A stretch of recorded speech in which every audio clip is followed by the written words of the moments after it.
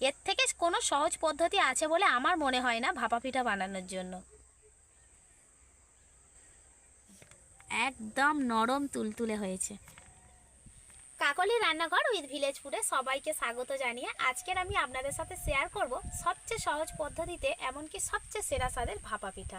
বন্ধুরা, এর আগে আমি অনেকগুলো ভাপা পিঠা বানিয়েছি, তবে আজকের ভাপা পিঠাটা সম্পূর্ণ অন্যরকম হতে চলেছে।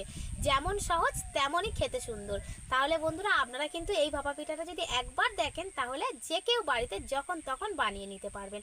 তাহলে চলুন বন্ধুরা, আজকের রেসিপিটা আপনারা প্রথম থেকে শেষ পর্যন্ত দেখুন আর আমার সঙ্গে থাকুন। আর যে সকল বন্ধুরা এখনো পর্যন্ত নতুন তারা চ্যানেলটিকে সাবস্ক্রাইব এবং ফেসবুক পেজ থেকে দেখলে অবশ্যই ফলো করে আমার পাশে থাকবেন। তাহলে চলুন বন্ধুরা, আজকে রেসিপিটা শুরু করি। এখন আমি প্রথমে ভাপা পিঠার জন্য ব্যাটারটা বানিয়ে নেব। আর এখানে দেখুন, ব্যাটার বানানোর জন্য আমি 200 গ্রাম একটা সুজির প্যাকেট নিয়ে নিয়েছি। আর এই সুজিটার দাম কিন্তু 10 টাকা। আর এটা আমি বাটির মাপ করেই দেব। 10 টাকা সুজি এখানে আমি এই বাটির 1 বাটি হয়েছে। এবার আমি এই বাটিরই মাপ মতন এখানে আমি হাফ বাটি নিয়েছি চালের গুঁড়ো। যদি আপনাদের কাছে চালের গুঁড়ো না থাকে তাহলে কিন্তু 1.5 বাটি সুজি দিয়ে দেবেন। আর যদি চালের গুঁড়ো থাকে তাহলে তো ভালো। চালের গুঁড়ো কিন্তু সবার বাড়িতে সবসময় থাকে না, তখন কিন্তু সুজি দিয়ে ভাপা পিঠাটা বানিয়ে নিতে পারবেন।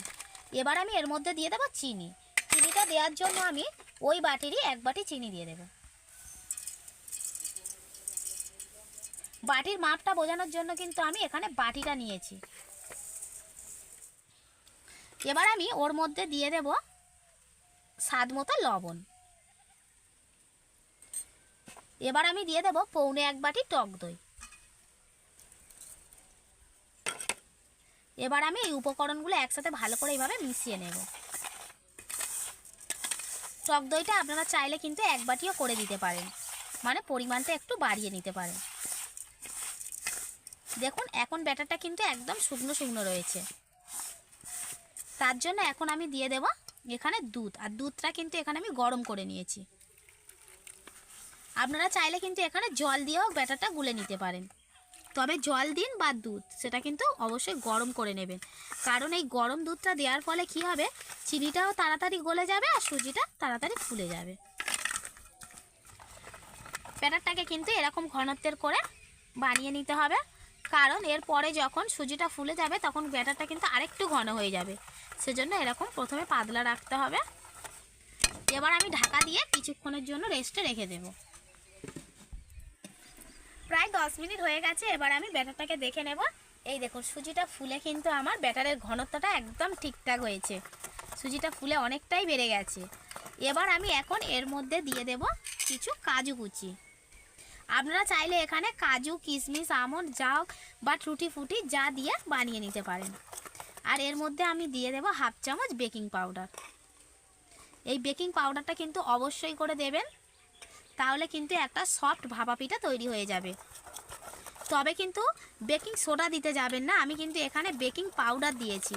আপনারা কিন্তু বেকিং পাউডারটাই দেবেন। আবারও সব কিছু একসাথে ভালো করে মিশিয়ে নেব। আজকের ভাপা পিঠাটা আমি এরকম একটা টিফিন কৌটো দিয়ে বানাবো। আপনারা বাড়িতে থাকা যে কোনো বাটি নিয়ে কিন্তু বানিয়ে নিতে পারেন, সে স্টিলের হোক কিংবা অ্যালুমিনিয়ামের। এখন এই বাটির মধ্যে আমি দিয়ে দেব একটু সাদা তেল। তেলটা আমি ভালো করে ব্রাশ করে নেব। আর এরকম একটা ভাপা পিঠা বানিয়ে কিন্তু বাড়ির সবাই মিলে খেতে পারবেন। তাহলে কি হবে, আলাদা আলাদা করে আর অনেকটা সময় দিয়ে ভাপা পিঠা বানাতে হবে না। এবার আমি যে ব্যাটারটা বানিয়ে রেখেছিলাম সেটা আস্তে আস্তে ঢেলে দেব।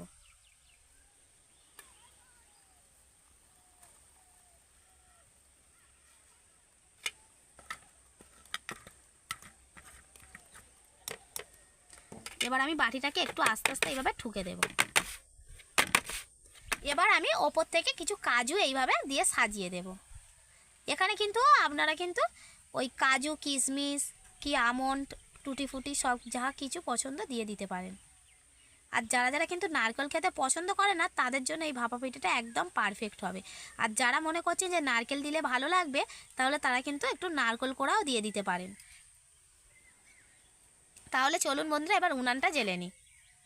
উনান জ্বেলে আমি কড়াইতে জল দিয়ে একটা স্ট্যান্ডও বসিয়ে দিয়েছি। এবার ওই স্ট্যান্ডের ওপরে আমি পিঠের টিফিন কৌটোটা বসিয়ে দেব। এবার এই কৌটোর মুখে কিন্তু আমি টিফিন কৌটোর ঢাকনাটা দিয়ে দেব। এই ঢাকনাটা দেওয়ার পরে আবারও কিন্তু আমি কড়াটা চাপা দেওয়ার জন্য একটা ঢাকনা দিয়ে দেব। তাহলে আপনারা যদি বাটিতে করে নেন তাহলে কিন্তু একটা থালা বা অন্য কোনো জায়গা নিয়ে প্রথমে কৌটোটা ঢাকা দিয়ে দিবেন, তারপরে কড়ার ভাপটা যাতে না বেরোয় তার জন্য কড়াটাও ঢাকা দিয়ে দিতে হবে। আর এটা হতে কিন্তু আমার মাত্র সময় লাগবে 10 থেকে 15 মিনিট। তাহলে বন্ধুরা কত সহজে ভাপা পিঠা বানানো হয়ে যায় বলুন। প্রায় 10 মিনিট হয়ে গেছে। এবার আমি ভাপা পিঠাটা একবার চেক করে নেব। এবার আস্তে করে আমি ঢাকনাটা খুলব। এই ঢাকনাটা না খুললে কিন্তু খুব তাড়াতাড়ি ভাপে থেকে ভাপা পিঠাটা তৈরি হয়ে যায়। এবার আমি একটা কাঠি দিয়ে চেক করে নেব।